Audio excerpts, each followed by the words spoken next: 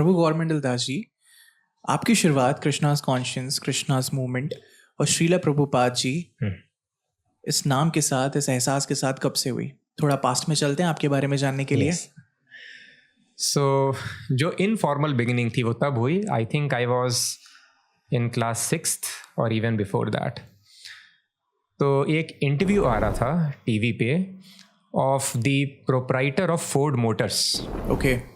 लेकिन अंदर ना गाड़ी दिख रही थी ना ऑफिस दिख रहा था राधा माधव का मंदिर मायापुर में, और वहाँ पर एक वेस्टर्नर थे जो हेड शेव किए हुए थे और धोती और चादर पहने हुए थे। हाँ। और वो वहाँ बात कर रहे थे रिपोर्टर से। तो हमने बोला कि यहाँ बात हो रही है फोर्ड मोटर्स के मालिक की और यहाँ एक साधु को दिखा रहे हैं, ऑफकोर्स वेस्टर्नर है, तो क्या कोरिलेशन है।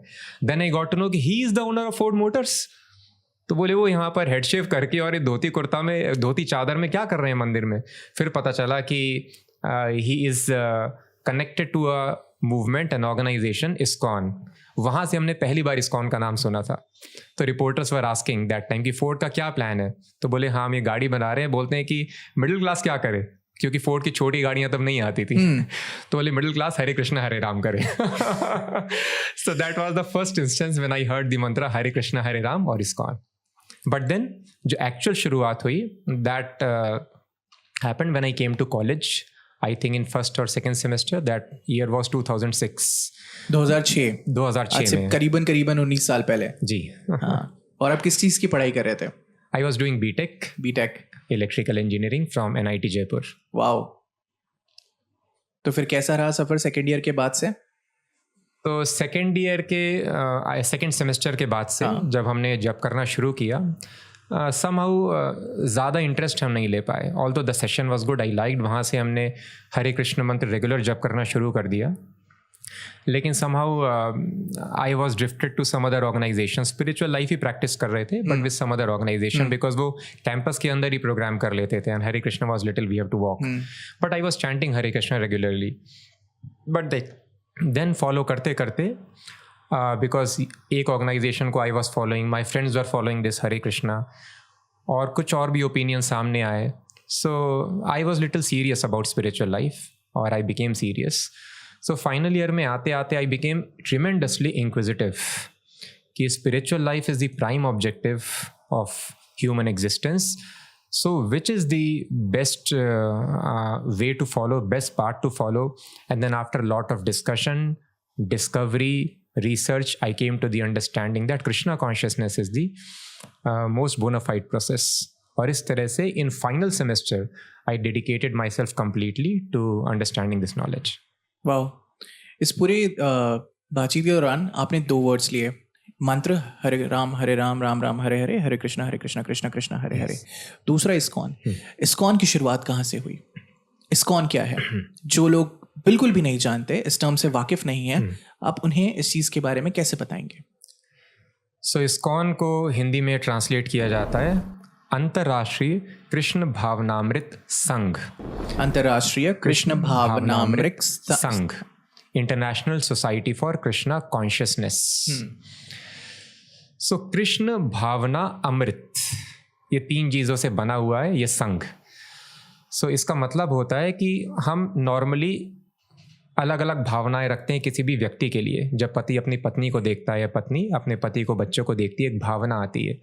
या अपने पालतू जानवर को ही देखो, एक भावना आती है, इससे हमको प्लेजर मिलता है। इस भावना, इस प्लेजर को लेने के लिए आदमी बहुत परिश्रम करता है। जो सैलरी आती है घर वालों में यूज़ करता है, अपने पेट्स में लगाता है, सेवा करता है। तो जब उनकी सेवा करते हैं, तो जब उनकी कॉन्शियसनेस में हम अब्जॉर्ब होते हैं, वी फील प्लेजर। उनकी फ़ोटो लगा के घूमते हैं, हम अपने वॉलेट में रखते हैं, फ़ोन में रखते हैं, ऑफिस के डेस्क पे रखते हैं। तो when we become conscious of our near and dear ones, तो हमको एक प्लेजर मिलता है। लेकिन ये प्लेजर जो है मटीरियल वर्ल्ड में सस्टेन नहीं होता है। You ask best of the love birds, उनका भी लव खत्म हो जाता है, बिल्कुल तो शादी के पहले, और अगर शादी हो गई तो बाद में खत्म होना है। तो मटेरियल वर्ल्ड में कुछ भी शाश्वत नहीं है, यहाँ सब कुछ टेम्परेरी है। लेकिन जस्ट इमेजिन अगर ये इन्फैचुएशन जो यंग मैन और वुमन फील करते हैं एक दूसरे के लिए, ये कभी खत्म ना हो और ये बढ़ता जाए हमेशा, वो कैसी भावना होगी? उसको कहते हैं कृष्ण भावना। बिकॉज भगवान से हमारे रिलेशन इटर्नल है, वो हम भूल गए हैं अभी। जैसे हम शरीर लेते हैं भूल जाते हैं, आत्मा का परमात्मा भगवान के साथ एक रिलेशन है। तो जब वो रिलेशन हमको याद आ जाता है, उसमें इतनी ज़्यादा एक्सटेसी फील होती है कि इसको अमृत कहा गया, नेक्टर। तो इसीलिए कृष्ण भावना अमृत, ऐसी कॉन्शियसनेस में एब्जॉर्ब होना जहाँ पर आप ये एक्सटेसी, ये नेक्टर अमृत का आस्वादन कर रहे हैं।